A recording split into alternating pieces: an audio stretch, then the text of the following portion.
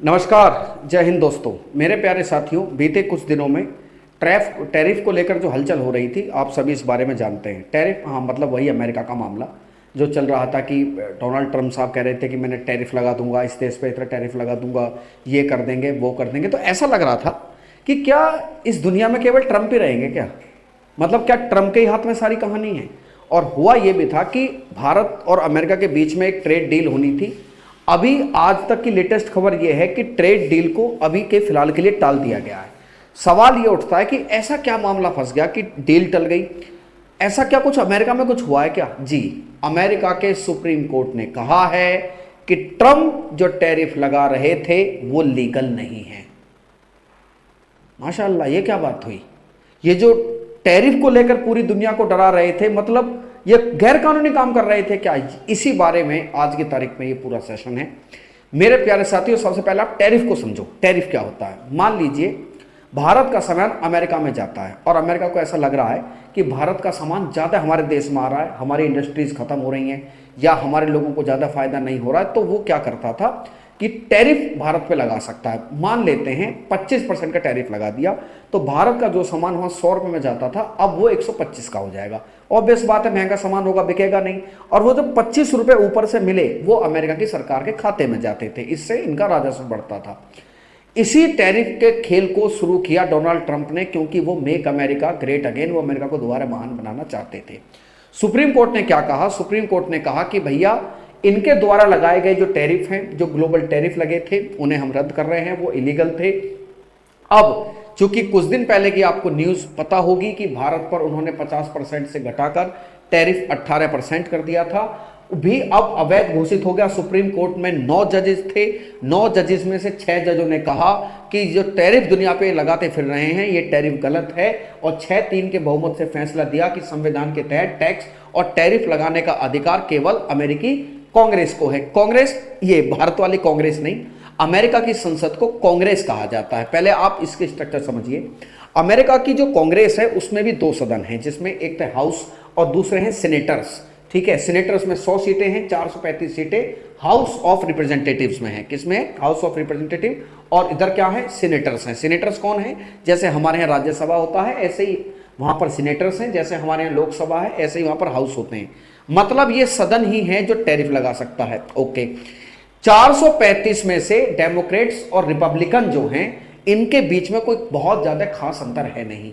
यानी कि अगर इस बिल को, टैरिफ लगाने वाले बिल को प्रॉपर एक प्रोसीजर से लाया जाए, तो पहले हाउस ऑफ सीनेटर्स में हाउस ऑफ रिप्रेजेंटेटिव्स में लाया जाएगा, उसके बाद सीनेटर में लाया जाएगा। तो जो लोअर हाउस में लाया जाएगा, वहां पर भी मुकाबला खड़ा हो सकता है।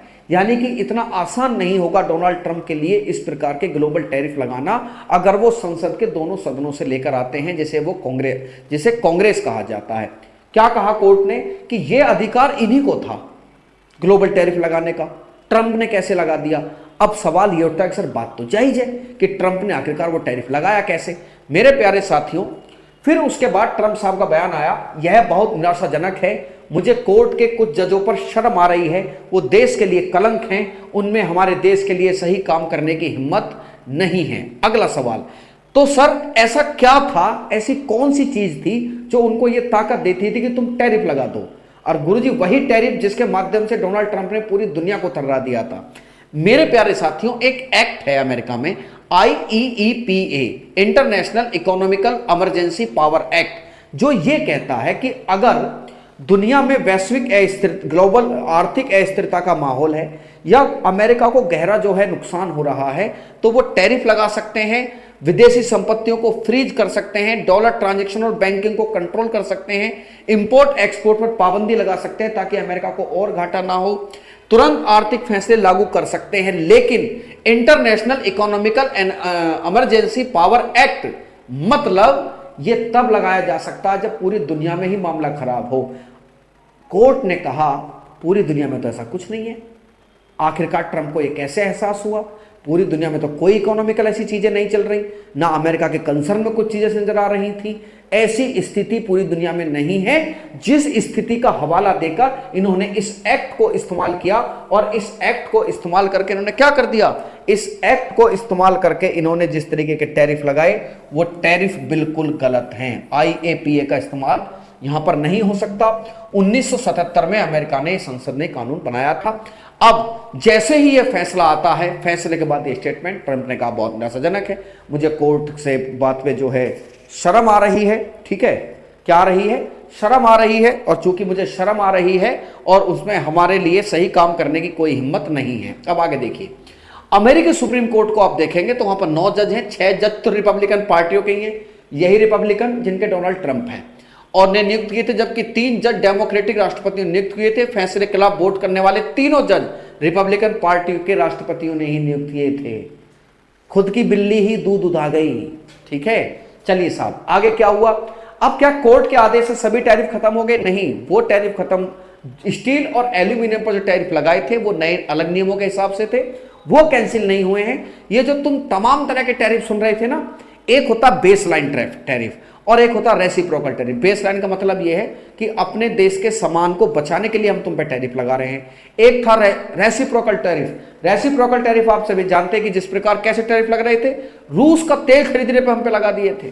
ठीक है, 2 बड़े कैटेगरी के टैरिफों पर रोक लगाई गई है। पहली कैटेगरी रेसिप्रोकल टैरिफ की है जो ट्रंप ने अलग अलग देशों पर लगाए थे। चीन पर 34% और दुनिया के लिए 10% बेसलाइन टैरिफ तय किया था। कोर्ट के फैसले के बाद टैरिफ अमान्य हो गए हैं। दूसरी कैटेगरी 25% टैरिफ की है जो ट्रंप ने कनाडा, चीन, मैक्सिको से आने वाले कुछ सामान पर लगाया था।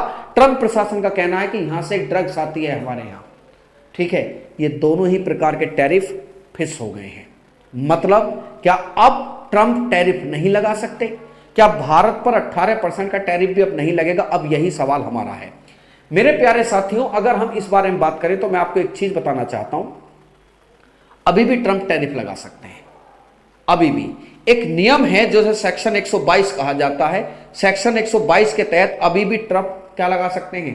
टैरिफ लगा सकते हैं। सेक्शन 122 अमेरिका के कानून का हिस्सा है जिसे ट्रेड ऑफ एक्ट 1974 कहा जाता है। यह कानून अमेरिका के राष्ट्रपति को यह अधिकार देता है कि अगर देश में व्यापारिक घाटा या आर्थिक संकट का खतरा पैदा हो तो वो तुरंत आयात पर टैरिफ लगा सकते हैं। मतलब IEEPA से नहीं लगेगा। बड़े टैरिफ लगाने हैं, पार्लियामेंट से होकर आइए, तो क्या अब अमेरिका के राष्ट्रपति हाथ पे हाथ करके बैठ जाएं, बोले तो मेरी भारी बेइज्जती होगी? भाई साहब नहीं। एक कानून और है जिसे ट्रेड ऑफ एक्ट 1974 कहा जाता है, उसके तहत भी ये टैरिफ लगा सकते हैं। लेकिन ये टैरिफ इसी कानून का इस्तेमाल करके पहले 10% टैरिफ लगाया, अब फिर 15% हो गया। कल रात की न्यूज है कि 15% टैरिफ उन्होंने लगा दिया है।